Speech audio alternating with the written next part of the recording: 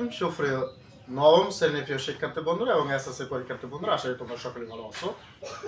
এই ভিডিওতে খুবই গুরুত্বপূর্ণ একটি অঙ্ক আলোচনা করতে যাচ্ছে, যে অঙ্কটি প্রায় সময় এসে থাকে। জাস্ট এইমাত্র এখন যারা নিউ দশম শ্রেণীতে রয়েছে ও নবম শ্রেণীতে, তাদের জন্য আরও গুরুত্বপূর্ণ। √3 ও 4 এর মূল দুইটি অমূল সংখ্যা নির্ণয় করতে হবে। এখানে √3 সংখ্যা যেহেতু এটা মুখস্থ করে রাখার মতো নয়, তাই আমি √3 সংখ্যাটা আগে লিখে নিয়েছি। এই √3 মানে √3 তুমি ক্যালকুলেটরে করলেই এই সংখ্যাটা চলে আসবে। আরও আছে, এটা একটি কি অমূল সংখ্যা। এই √3 বলে রাখি, √3 কে তুমি যদি ক্যালকুলেটরে ক্লিক করো তাহলে একটা সংখ্যা চলে আসবে। তাহলে এই √3 একটি কি অমূল সংখ্যা। সুতরাং আমরা এখানে লিখতে পারি √3 একটি অমূলক সংখ্যা। আচ্ছা, কিন্তু 4 মূলদ সংখ্যা। কারণ মূলদ সংখ্যা আমরা জানি, আমরা পড়ছিলাম 4 একটি কি মূলদ সংখ্যা। এই মূলদ সংখ্যা সম্পর্কে আমরা পূর্বের ভিডিওতে বিস্তারিত আলোচনা করেছি, যে মূলদ সংখ্যা কাকে বলে। পূর্ণ ও ভগ্নাংশকে, পূর্ণ সংখ্যা এবং ভগ্নাংশ সংখ্যাকেই কিন্তু মূলদ সংখ্যা বলে আমরা আলোচনা করেছিলাম। আচ্ছা, যাই হোক, এখন 4 একটি মূলদ সংখ্যা এবং √3 একটি অমূলদ সংখ্যা আমরা এখানে পেয়েছি।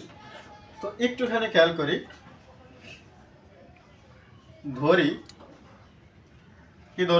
ধরি এ সমান একটা সংখ্যা ধর্ম। খেয়াল করি, এ সমান একটা সংখ্যা ধর্ম। আমরা একটু আমরা বিবেক খাটামো। তো এইখানে খেয়াল করি, একটু আমরা সিস্টেম মানে একটা পদ্ধতি আমরা এখানে খেয়াল করবার টেকনিক। এখানে যদি আমরা দশমিকটা বাদ দিই তাহলে হয় 17 ... যা থাকে গাছটার সংখ্যা নিলাম 17, দশমিকটা বাদ দেওয়ার পর এখানে হলো 2 সংখ্যা, আর এখানে এক সংখ্যা মানে এক অঙ্ক রয়েছে।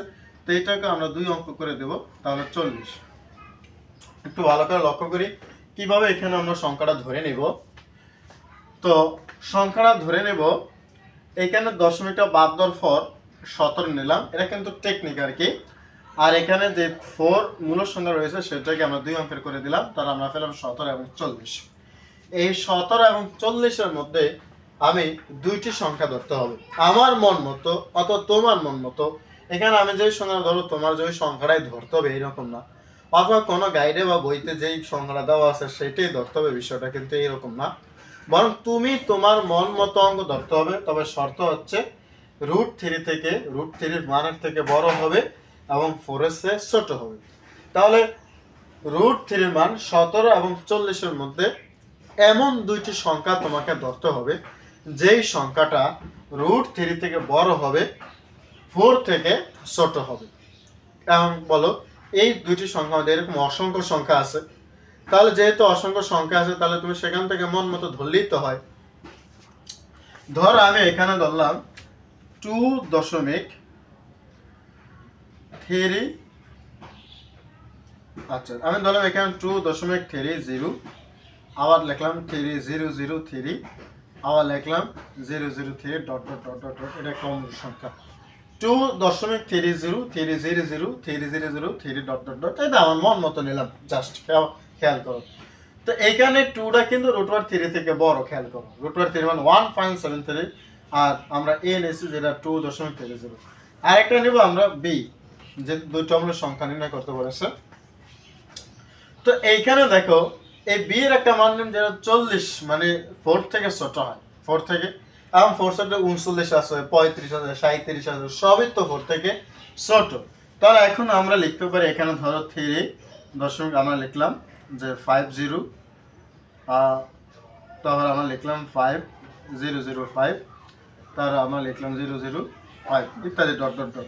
মন মতো লিখলাম আমরা না। এই 3.50 কিন্তু 4 থেকে ছোট। তাহলে আমরা এখানে লিখতে পারি যে দুটো সংখ্যা কিন্তু অমূলদ সংখ্যা, কারণ এটা শেষ নাই। দেখো, এটা শেষ নাই, তার মানে a ও b উভয় কিন্তু অমূলদ সংখ্যা। খেয়াল করুন, এখানে a ও b কি উভয় অমূলদ সংখ্যা। তাহলে আমরা এখানে লিখতে পারি স্পষ্টত এ ও বি উভয়ই অমূলদ সংখ্যা, উভয়ই অমূলদ সংখ্যা এবং এখন দেখো উভয়ই এ মূলদ সংখ্যা এবং এটা হচ্ছে √3 থেকে ছোট, √3 থেকে ছোট আর 4 থেকে √3 থেকে বড় এবং 4 থেকে ছোট। এই দোনোটাই এ ও বি দোনোটাই কিন্তু √3 থেকে বড় এবং 4 থেকে ছোট। আমরা বলতে পারি যে এবং এ ও বি এবং এরা আমরা লিখতে পারি এরা, যেহেতু এ ও বি একবার লিখছি, এবং এরা √3 থেকে বড় এবং 4 থেকে ছোট। খেয়াল করো কি বলছে, যেহেতু এ ও বি যে দুইটা মান নিয়েছে, আমি আর মন মতো নিয়েছি, তোমরা তোমাদের মন মতো নেবা। যেহেতু এর মান 2.30, তো এ হচ্ছে √3 থেকে বড়। খেয়াল করো √3 থেকে বড় না, আর 4 থেকে 2 4 থেকে ছোট। একইভাবে বীর মানটাও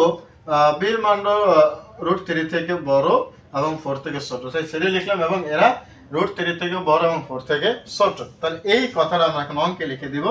সুতরাং আমরা লিখে দিব যে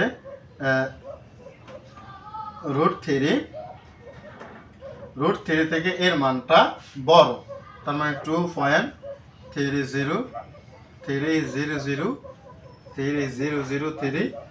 ডট ডট ডট, এইটা 4 থেকে আবার ছোট।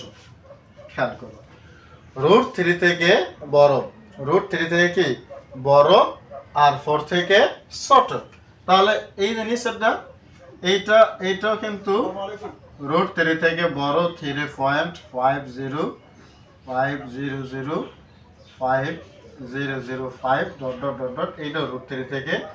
আচ্ছা এখানে আসসালামু আলাইকুম,